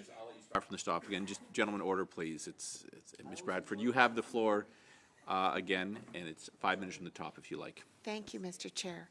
So thank you, Ms. Doyle, for attending today and for your testimony. So for clarification, can you clarify how many different third-party consultants are doing these reviews in order to expedite the process? I believe there are 3 consultancies that have been retained. Okay, and the aim is to have these completed by the end of December this year. Is that correct? That is correct. And will you be able to share the results of the project reviews with this committee once available? Yes, I think we can make those available, yes. Okay. And it's subject to commercial confidentiality. Understood. That's always kind of yeah. Right. Now, would it be fair to say that the project reviews are happening before the former folding of the programming into the NRC so that the programming may start in a clean state once at the NRC? Our schedule would have that complete before the programming is integrated. That's correct. Yeah. Okay. Now, when the SDTC is folded into the NRC, at that time, is it your understanding that funding decisions will very much function in the same way as other programs under the NRC, meaning decisions are no longer happening at the board level, but by public servants instead? That's my understanding. The NRC doesn't have a board. It's more integrated into the core public service. Right. So hence why you only have like a 1-year term, because the goal is to have this all wrapped up and folded into the NRC 1 year from when you were appointed, which was in June of this year, correct? That's correct. Now, you mentioned in earlier testimony that there are new conflict of interest rules. Who is developing that? Is that the new ethics, or who's developing those? They were developed, under the advisement of the ethics commissioner and with input from I'm sure from ICID. So they had been, a number of those, the new code had been developed in advance of our appointment. And we also have, as I've said, now an independent ethics advisor who's providing regular advice to the board and organization. Now, you said that these conflict of interest rules apply to staff and contractors. Do they also apply to the board members? Yes, absolutely. Okay. I was wondering, have you been hearing from organizations and companies over the summer? Are they coming to your door for funding now that the funding has been officially unblocked? Yes, we have heard directly from those that we hold partnership agreements with that are, feeling the stress of the funding having been paused. Right, so that was my next question. So what position is the industry in after a year of frozen funding at SDTC, and what are you hearing from them? Yeah, we've certainly been hearing that, there's a real interest in getting on and having the funding resume. In many cases, that means that they can then continue in terms of their own business development, because most of our companies are in the process of developing innovative technologies. But the position is that you won't be doing any more funding until the reviews have been completed, and there'd be no new funding done until it gets rolled into the NRC. Is that the plan? No, as I said in my opening remarks, we're very close to resuming disbursements for projects where there's no eligibility issues as deemed in the Auditor General's report. So no, it's our intent to resume funding. We had to have the contribution agreement completed before we could resume funding, but we're now getting very close. So that's the holdup. You don't have that agreement, the new agreement, quite finished, and that's why you can't start looking. The agreement is finished. The agreement is finished, but we are really dedicated to making sure we've got we've done the due diligence and have all of the reporting and paperwork done. So we're very close now to having the first round of disbursements go out the door. And any guesstimate as to when that might happen? I'd say in the next few weeks. Okay. But definitely by the end of the year, would that be safe to say? Oh, definitely. Yes, definitely by the end of the year. I'd say definitely the restart will happen before the end of October. Thank you very much. Thank you. Beginning our fourth and final round, Mr. Brock, you have the floor for 5 minutes, please. Thank you, Chair.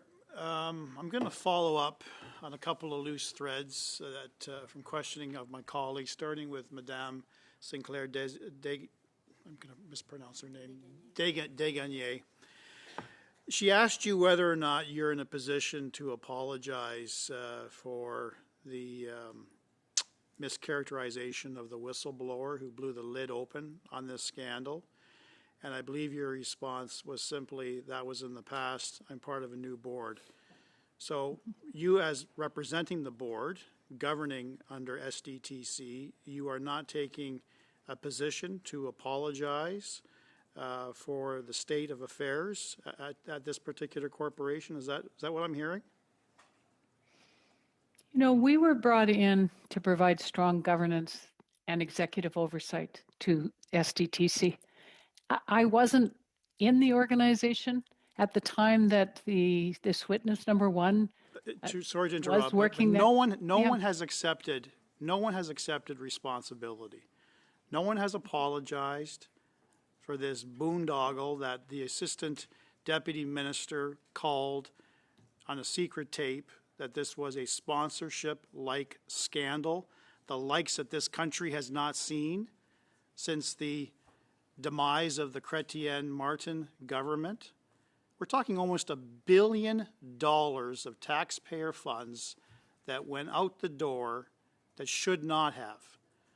So if you're not prepared to apologize, I'll keep that on record that you're not prepared to do that because you're part of a new board. Now, my colleague, Mr. Cooper, also asked you a question regarding recovery. And I know you have a mandate with respect to recovery.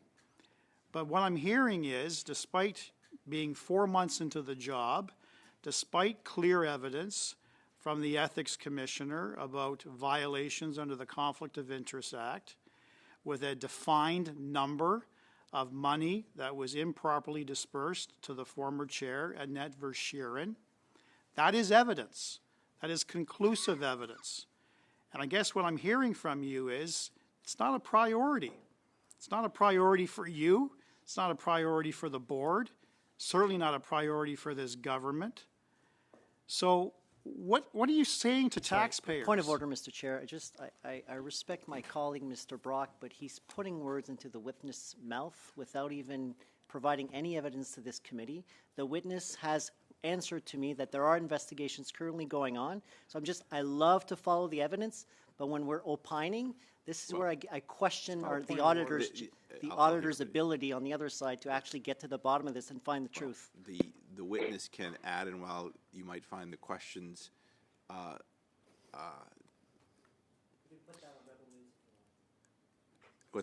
anyhow, Mr. Brock, I've stopped the clock. That is not a point of order. You might be irritated with the style and the question, but it is Mr. Brock's time, and the witness is Why don't you stop interrupting so gentlemen, I can ask a and the witness is here to answer questions. Mr. Brock, you have the floor again, please. Thank you, Chair. And I apologize, ma'am, for the interruptions from the Liberal bench, but they don't like hearing tough questions. I want you to address Canadians, because there are hundreds of thousands of Canadians who are following the scandal, following my social media posts, my colleagues' social media posts about this scandal. What are you saying to Canadians about your priority in terms of ensuring money is paid back? What is the plan? The plan is to implement the findings of the Auditor General's report of June 2024, and we are well advanced in that work. And that every recommendation has been implemented now except one, and that is we are now reviewing every single project on an individual basis as per her recommendation. And where there is any... Are you completely disregarding the findings of the Ethics Commissioner, who made a finding of 2 violations under the Conflict of Interest Act with a defined amount? Why is it not a priority for your board, working with the ministry, to recover those funds from Annette Verschuren? Why aren't you doing that? We are in a process right now. Doesn't say anything. Process is government speak for take our word for it. We are going to make this a priority when we get to it. You've had 4 months to do something about it. This is a priority for Canadians. It's not a priority to continue the funding. The priority is to get the money back, almost $1 billion of taxpayer funds. That's just not being recovered. No process to recover that. That's a real significant problem. Now, you also mentioned that you complied with the disclosure requests from this committee. Who gave you direction from the ministry to supply all the information as requested? We received the direction from the law clerk directly to SDTC. And did I hear directly from you that you complied with each and every request from the law clerk, and these documents were unredacted? Yes, you heard that correctly. Okay. And when was it delivered to the law clerk? Because of the thousands and thousands and thousands of documents that were requested, pretty well every document that's been produced in the organization the last 20 years, it was produced and delivered in tranches. And so every two or three weeks, another, 13,000 documents were provided. They were provided over the course of the summer and into, I believe we completed, and I can get you, I don't have the dates in front of me, sir, but we have complied with the request. Thank you. My last question, when was the last tranche delivered? I'm now just guessing because I don't have that just on the top of my head, and there's been, I would say it was in early September. Thank you very much. Mr. Journet, I appreciate your patience, and I appreciate you swapping the turn. It is noted and thanked by the chair, so over to you, 5 minutes, please. Thank you, Mr. Chair. Ms. Doyle, I've asked you when these potential reviews by the third party would be done. You've mentioned a date, December 2024. Just wondering, there's been some mentions about, it's no news to anybody that the ethics commissioner has ruled on 2 cases specifically.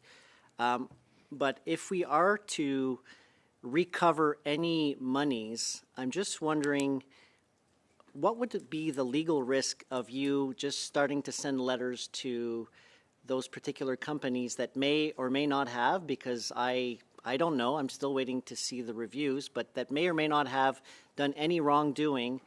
What would those companies potentially put the government of Canada, what would be the legal risk? We have received legal advice and on the whole question of recovery, and the project agreements that we enter into with the recipient companies are legal documents, they're binding documents. So there needs to be, a violation of some aspect of that document for us to recover any funds. But we have been forthright in receiving advice on that. I think one of the risks with some of the very small companies is that to go after them and to recover them might actually cost more money from a legal perspective than is actually bears any fruit for the crown, so to speak. But we are receiving advice on that right now. But I'm assuming that the legal advice you're receiving is, let's make sure we get all our ducks in a row. Let's make sure Absolutely. the third-party review is completed before we make any conclusions, as my honorable colleague on the other side is making with all the companies, because they're not mentioning any companies. They're just saying everything's been, and they're opining on this stuff. But I do want to get to the bottom of this, get the truth. But in order to get the truth, we have to let the investigation or the process, as the other side seems to be against the process or against the recommendations of the Auditor General now, that I understand, we have to let this particular process do its course. Yes, that's correct. Okay, so once the reviews are completed, you've mentioned December 2024. Who will you be, as the board, there will be certain recommendations by the third party in terms of saying, here's where we think there could be more, where you could potentially recover some dollars if the contribution agreements were not respected in terms of achieving the said goals within the contribution agreements. How long do you anticipate that this may take from once the report's received and then the work that will be outlined in the next month or a few months? Few months, yeah. Well, we are certainly preparing the ground because this is all connected in with the restarting of funding. As I mentioned, we will not restart any funds or that unless where there's any finding of wrongdoing or serious noncompliance with the contribution agreement. The timing on this and is one that we are operating in a fairly accelerated fashion. I can't give you an actual date of when that's going to happen, but we are preparing the ground, I can say at this time. Okay, so is the board thinking about potential scenarios where you've already mentioned one, if it's about recouping, $1,000 or $10,000 and it's going to cost us $20,000 in lawyer fees? Obviously, it would be a bad investment to try and recoup those particular dollars. So are you kind of setting a criteria sheet in terms of, okay, this makes sense to go after the ABC company because there's dollars that important dollars that are involved, and there was important breaches that were involved from the contribution agreement? Like, is the board starting to think about this right now? Is that when you say preparing the groundwork, is that what you guys are thinking absolutely. about? Yes, absolutely. Okay. I think I'm out. If you have a brief question, I'll allow it. Thank you. Thank you very much, Mr. Drouin. Et puis encore une fois, Madame Sinclair Desgagnés pour 2 minutes. Ms. Sinclair Desgagnés, 2 minutes to 30 seconds. Ms. Boyle, conflicts of interest have been at the center of this saga. We talked about conflict of interest concerning the board of directors, the former board of directors, but also it's increasingly obvious that they might have also concerned consultants and some senior officials.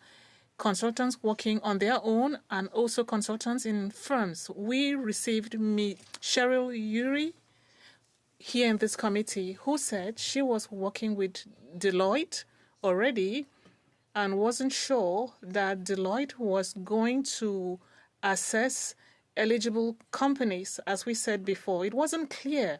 The response was really not clear as to whether a verification of conflict of interest between Deloitte and the companies being audited had to be done. It's very important to clarify that situation and to submit evidence to this committee that there was verification done by the companies that are responsible for assessing eligibility and the companies being verified. That's very important. Can you do that?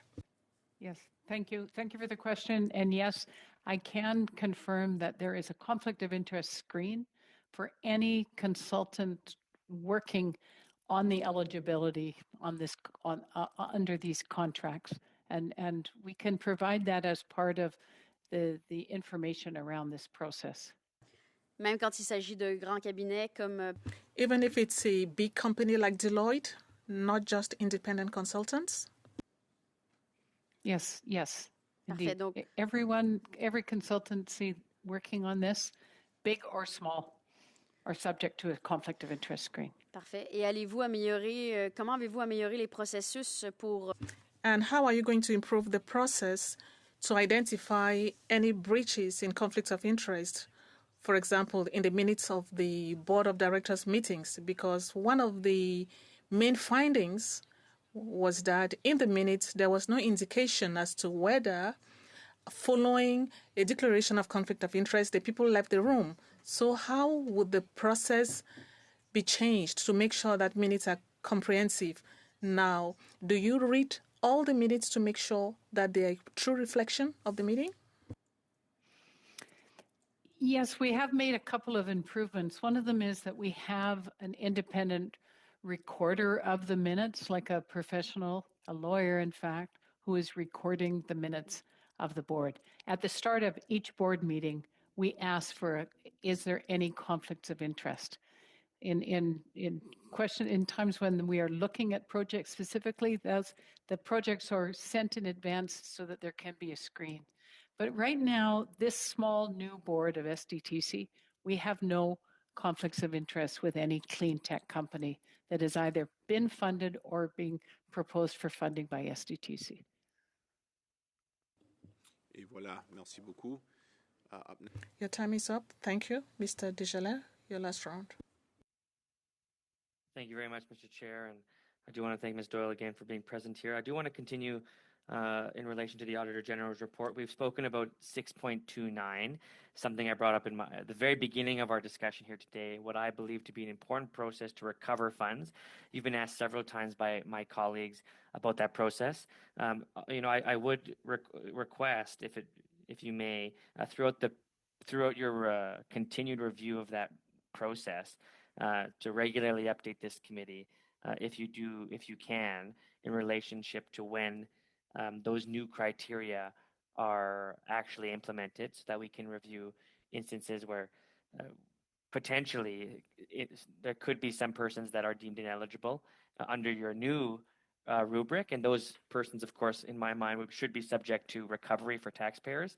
That's money that's owed if they're not eligible under the former process, and if they're still not eligible under the new one, we should know about it. Canadians should know that we're in the process of recovery. I want to move to 6.26, which was another partial agree at that time by SDDC in relation to projects that the Commissioner of the Environment and Sustainable Development Canada requested that SDDC improve the challenge function over projected sustainable development and environmental benefits. We've seen throughout the process of the audit that some projects, shockingly, I think, to many Canadians, including myself, were dismayed by the fact that projects that didn't have any real benefit for the environment in particular, or innovation that would contribute to the reduction of greenhouse gases, for example, received funding. If the purpose of SDDC is to ensure that we have innovation towards economic and environmental improvement, there was instances that was discovered by the Auditor General where that failed to happen, that did not happen. It makes sense that the Environmental Commissioner is asking for improved challenge functions. How do you respond to 6.26 of the Auditor General's report?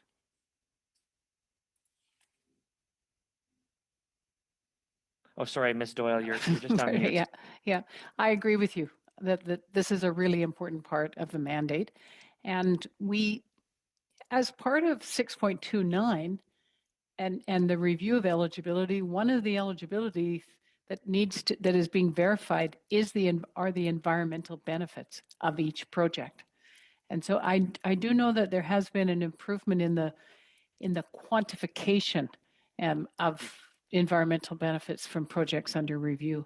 But I can assure you that under the eligibility review process underway now, that environmental benefits is one of the explicit eligibility that is being checked by 2 independent consultants. Thank you very much. Up next, Mr. Nader for 5 minutes, please. Thank you, Mr. Chair, and through you, thank you to Ms. Doyle for joining us this afternoon. I want to start off with a bit of a request. Would you be willing to share with this committee copies of the minutes of all board meetings and investment committee meetings for the audit period from March 1st, 2019, right up to today? Is that something you could provide this committee with? Yes, and I understand that those have already been provided under the production of papers request, like all of the minutes, because we're going back now to 2017, sir. But just to interrupt, thank you. But I'm asking directly to this committee, not directly to this committee. Yeah, to this committee. Commit to do that within a reasonable time period, which the chair and the clerk could work that out. A second thing I wanted to follow up on, it's been mentioned a few times, the non-disclosure agreements which current and former employees have been required to sign. Is this something that you would be willing to withdraw those NDAs and allow all current and past employees to speak freely? Is that something you as a board member would be willing to undertake? You know, we have a very specific mandate that's been provided to us as kind of on this transitionary period. So I would take that under advisement. I can't make any commitment on that right now, and I'm not sure that it is appropriate. Some of those NDAs were entered into because of a particular severance on the departure of employees from SDTC. That's my understanding in the past. So I think I would have to open up the whole thing, but I can't make that undertaking right now. So I will leave that point for now, but I do know we have other directors who are coming, and I think this is an issue that you as a board member will have to deal with, and I think it is something that would be in the interest of transparency, that those who have been eager to speak but unable to do so because of these NDAs which SDTC have placed on them have been unable to do so. So I will come back to that, but I think you should be strongly considering that.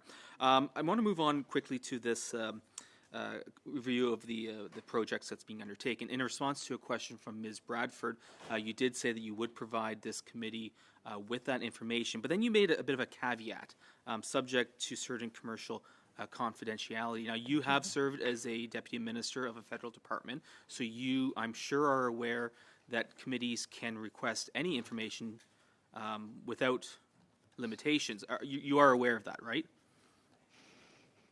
Yes, I think I do recall that. Yes. Okay. I just wanted to clarify because whenever there, I hear stipulations being placed on subject to this, subject to that, the power of committees to send for documents is without restriction, and so I did want to clarify that. So we do look forward to receiving that information when it is finished. Now I've got about a couple minutes left. I want to go back a little bit in time because there's an interesting quirk of history. The last time you appeared before this committee was dealing with another energy and clean energy issue when you were the Deputy Minister of NRCan, dealing with a period between 2003 and 2005 when the former Liberal government came under conflict of interest challenges. And that's ethics commission, or that's a AG report. It was written that before signing the 5 contribution agreements, NRCan knew that a consultant who had provided services to the department relating to the contribution programs would also be working for the organizations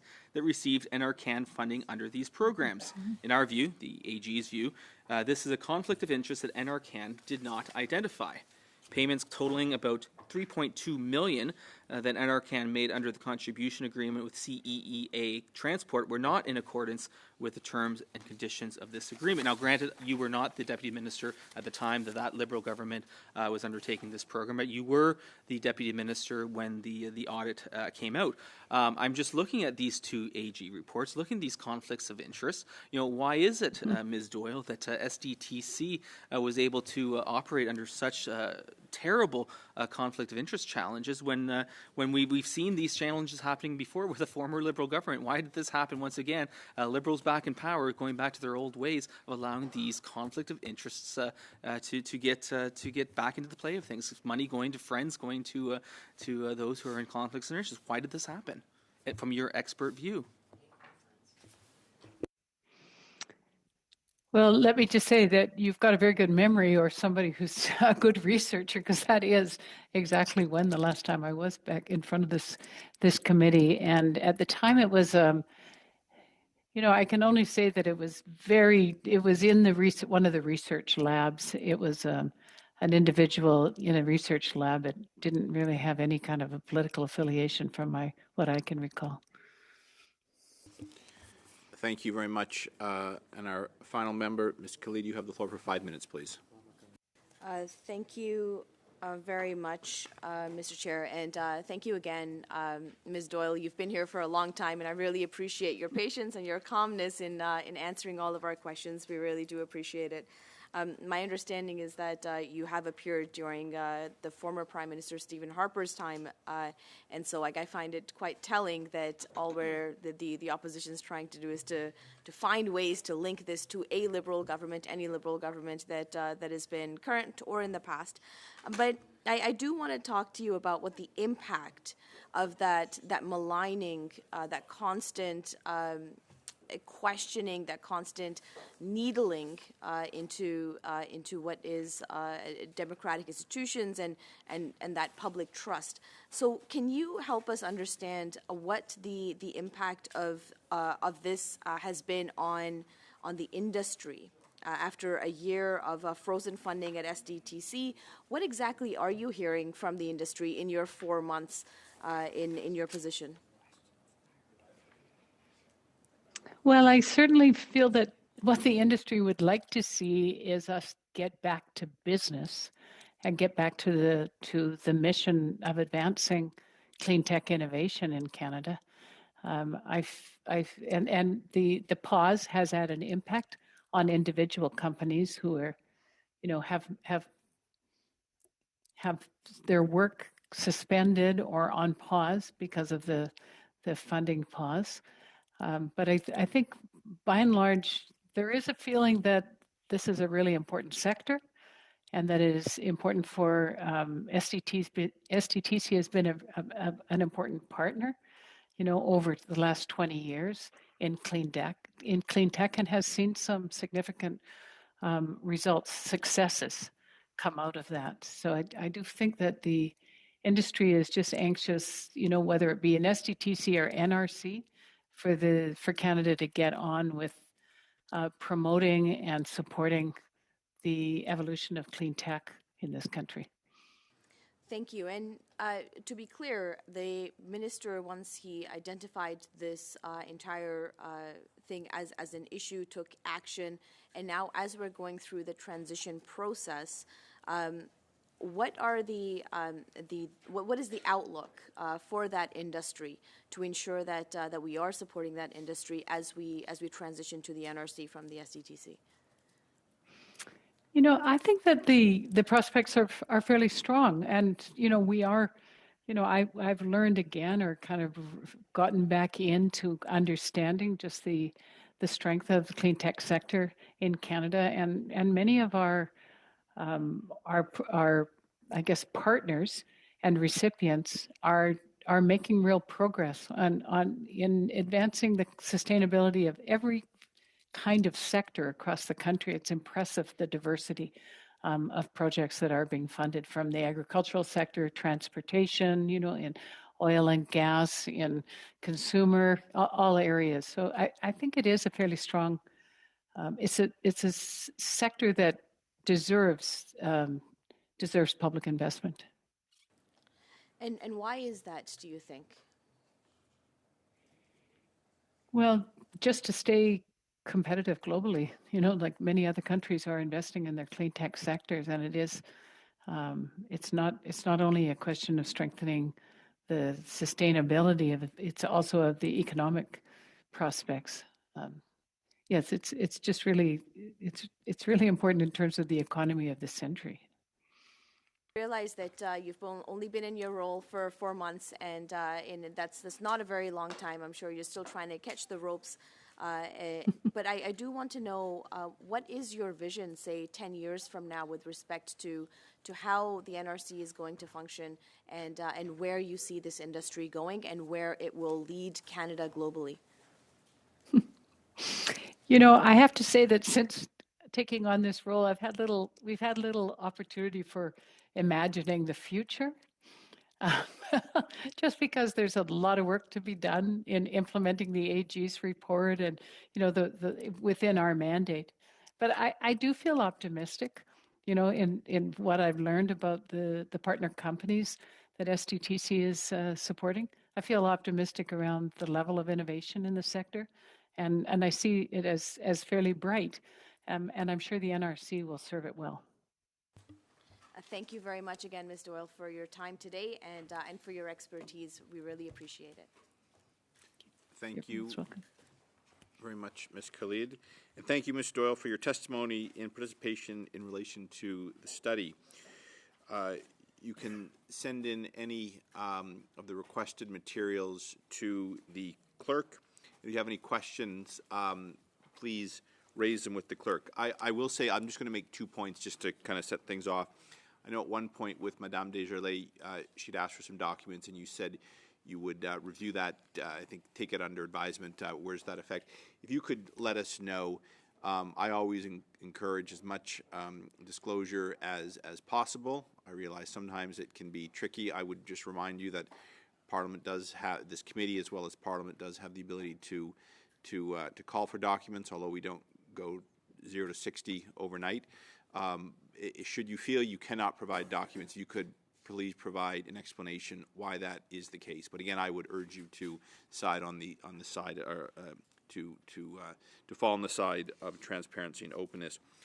As well, we generally like to have a response back within 3 weeks, please, if that's possible. Sooner, again, is always preferred, but we'll begin to sniff around for the documents within 3 weeks and begin to ask questions. So I appreciate that and just wanted to raise that with you. So again, thank you very much, Ms. Doyle, and I will adjourn the committee. We're out of resources. We'll see you back here Monday. The notice is going out very soon.